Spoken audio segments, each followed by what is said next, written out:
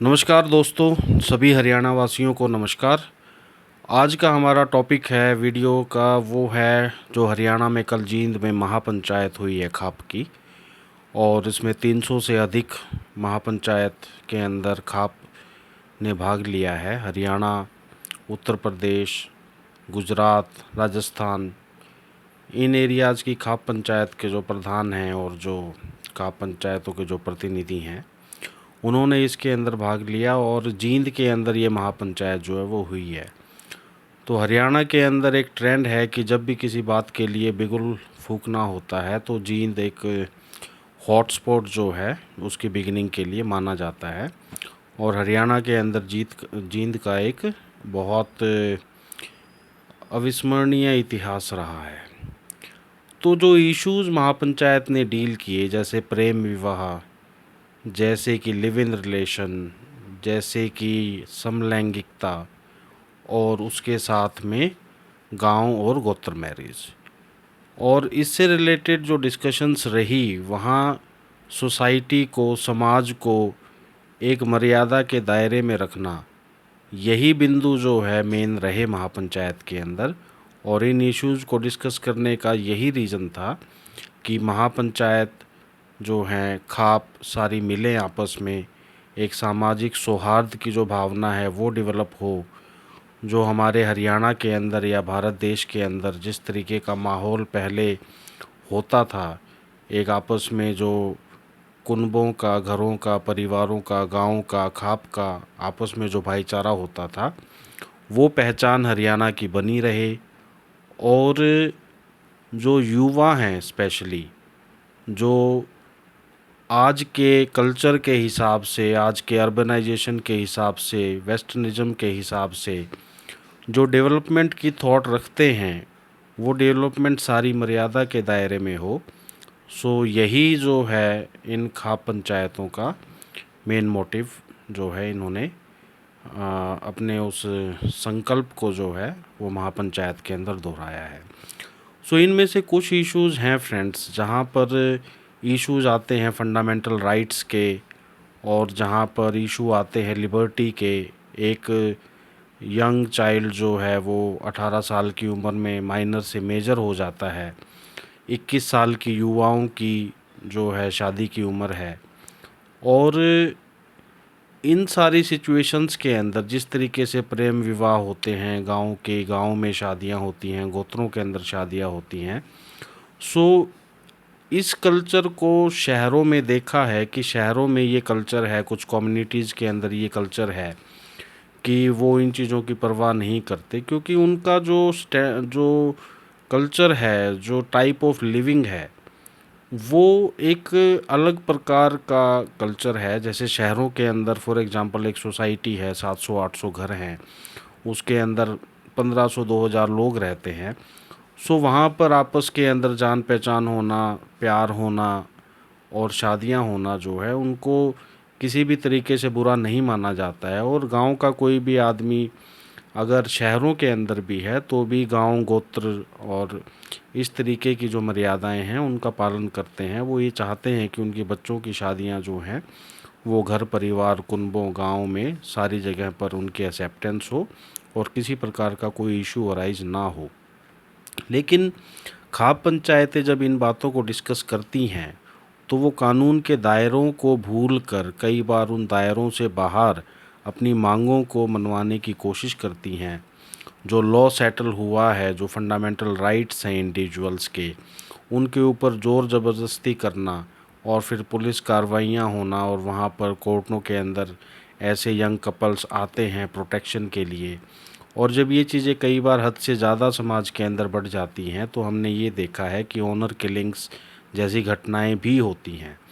तो एक बैलेंस बनाना बहुत ज़रूरी है। खाप पंचायतों को इंडिविजुअल के उन राइट्स को इन्फ्रिंज नहीं करना चाहिए जो कि उनके स्टैट्यूटरी राइट हैं। कस्टम्स को, गांव की मर्यादाओं को एक हद के अंदर रहते हुए फॉलो करना बेशक ज़रूरी है। समाज के अंदर भाईचारे की जो भावना है उसको मेंटेन करना, उसको बनाए रखना बहुत ज़रूरी है। लेकिन समय के साथ जो कल्चर चेंज हो रहा है उसकी एक्सेप्टेंस भी कहीं ना कहीं बहुत ज़रूरी है। वुमेन को as a coparcenary ancestral property के अंदर 9/9/2005 की जो अमेंडमेंट हुई थी section 6 of the Hindu succession act के अंदर, उसके बाद वुमेन को लड़के के बराबर ही as a coparcener ancestral property के अंदर राइट जो है अराइज हुए, डिविजन्स हुए प्रॉपर्टी के, कुछ प्रॉपर्टीज़ जो है बाहर के लोगों ने ख़रीदी। तो इस तरीके से जो गांव का पहले जो स्ट्रक्चर था कि एक ही गांव के और बाहर के लोग जो है वो बहुत कम इंटरफेरेंस रहती थी, वो चीज़ अब नहीं है। बाहर के लोगों ने आकर अलग अलग गांव के अंदर आकर प्रॉपर्टीज़ भी खरीदी हैं, बसें भी हैं, गांव के आसपास के एरिया के डेवलपमेंट के कारण भी बने हैं, वो साधन भी उपलब्ध हुए हैं। तो ये जो चेंज्ड कल्चर है, उसके बाद इस चीज़ को इम्प्लीमेंट करना और बैलेंस के साथ इम्प्लीमेंट करना कि जहाँ पर एक थॉट प्रोसेस जो है, मानसिक विकास जो है इंसान का, समाज का, वो भी होता रहे और मर्यादाएं भी रहें। तो प्रेम विवाह, गोत्र विवाह, इसके अंदर खाप ये नहीं कहती कि आप इन चीज़ों को बिल्कुल ना करें। जैसे खाप ने ये कहा कि भाई अगर प्रेम विवाह है तो पेरेंट्स की सहमति जो है वो ली जाए, कोशिश की जाए कि वो पेरेंट्स की सहमति के साथ हो।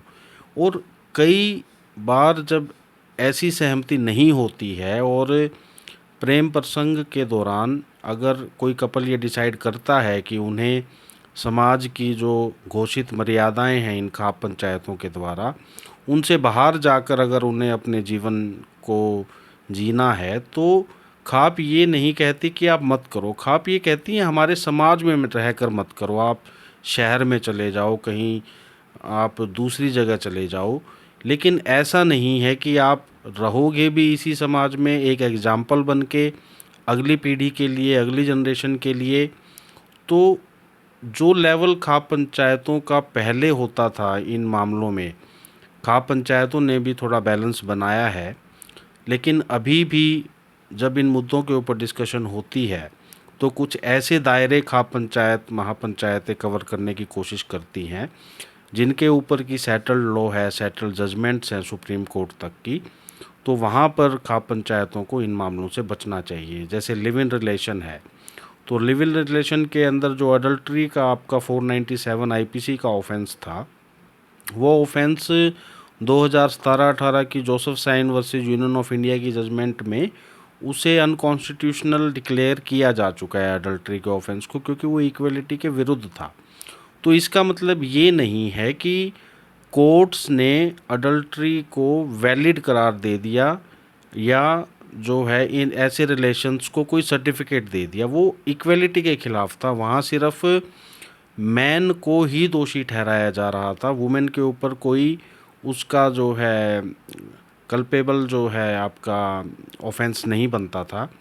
और जो अडल्ट्री का ऑफेंस था वो इक्वलिटी के अगेंस्ट था, तो इसलिए अनकॉन्स्टिट्यूशनल डिक्लेयर किया उसको। कहीं पर भी इन चीज़ों को प्रमोट करने के लिए जो है वो आपको उसको इन्फ्लुएंस जो है वो उसका नहीं ले सकते। तो और इसी तरीके से जो आपका अननेचुरल ऑफेंसेस, समलैंगिक विवाह के बारे में सुप्रीम कोर्ट की जो जजमेंट आई थी, विवाह को वैलिडेशन सुप्रीम कोर्ट ने नहीं दी, लेकिन एज ए इंडिविजुअल दो लोगों का अपना रिलेशन है, दो लोगों की अपनी कंसेंट है, ऐसे रिलेशन को कोर्ट ने जो है इलीगल या ऑफेंस डिक्लेयर करने से मना किया है। और इनको जो राइट्स हैं, एक अडॉप्शन का जो राइट है वो ऐसे इंडिविजुअल्स को ऑलरेडी अवेलेबल है कानून के अंदर। तो ये सारी चीज़ों को देखते हुए कुछ जो कानूनी सीमाएं हैं, उन सीमाओं के अंदर इन्फ्रिंज करने से महापंचायतों को बचना चाहिए। और अगर कोई किसी तरीके का ऐसा लॉ है जो बनवाना चाहते हैं, तो लेजिटिमेट जो लेजिस्लेचर है वो भी कानून के दायरों में ही रहकर बन सकता है। अगर ज़ोर ज़बरदस्ती से सरकारों द्वारा राजनीतिक तौर के ऊपर अगर इन चीज़ों के अंदर कोई भी किसी प्रकार का कानून अगर बनवाने की कोशिश भी की जाती है, तो कल को वो फंडामेंटल राइट्स के आधार के ऊपर अनकॉन्स्टिट्यूशनल डिक्लेयर जो है वो किया जा सकता है। और जहाँ तक प्रेम विवाह की बात है तो इंडिविजुअल को अपनी पसंद से अपना रिलेशन डेवलप करने का पूरा राइट है। अगर गोत्र या गांव मैरिज अगर उसके अंदर इन्वॉल्व होती है, वहाँ खाप पंचायतों का पूरा राइट है कि वो ऐसे इंडिविजुअल्स को कह सकें कि आप हमारे समाज की सीमा से, हमारे खाप की सीमा से बाहर जाकर, पूरा भारत देश पड़ा है, आप कहीं पर भी जाकर सेटल होइए। लेकिन हरियाणा के अंदर जो कल्चर रहा है शुरू से, उत्तर प्रदेश के अंदर, गुजरात के अंदर, राजस्थान के अंदर और जो मेन हिंदी भाषी प्रदेश हैं उनके अंदर जो ये कल्चर रहा है समाज को एकजुट रखने का, और कुछ भी इस तरीके की एक्टिविटीज़ ना हो कि जहाँ पर समाज के अंदर लाज लज्जा बेशर्मी की जो स्थितियाँ हैं वो पैदा हों। आपस के अंदर, गांव के अंदर युवा जो हैं वो अपने ही गांव के गलियों के अंदर प्रेम प्रसंग जो हैं वो बनाते फिरें। तो इस तरीके की एक्टिविटीज़ को रिस्ट्रेन करने के लिए खाप पंचायतों का जो ये महापंचायत हुई थी, वहाँ इस तरीके के जो इश्यूज डिस्कस हुए हैं। तो एज अ लॉयर मेरा यही इसके अंदर मत है कि एक बैलेंस जो है वो सोसाइटी को, समाज को, युवाओं को, पेरेंट्स को, खाप पंचायतों को, खाप पंचायत के प्रतिनिधियों को, महापंचायतों को बनाना ज़रूरी है। और उसी दायरे में रहकर सारे तरीके के विचार हों, विमर्श हों, एक्टिविटीज़ हों, ताकि एक सौहार्दपूर्ण वातावरण, माहौल जो है वो हरियाणा के अंदर हमेशा बना रहे। सो फ्रेंड्स, ये मेरा विचार है। Advocate Vikas Kumar Sangwan, Punjab and Haryana high court और इजी लीगल प्लेटफॉर्म के ऊपर हम जो भी हमारे समाज से रिलेटेड इश्यूज़ हैं वहाँ कोशिश करते हैं कि हम ऐसे इश्यूज़ को डिस्कस करें ताकि युवाओं को इसके बारे में जागरूक किया जा सके। So friends, thank you so much.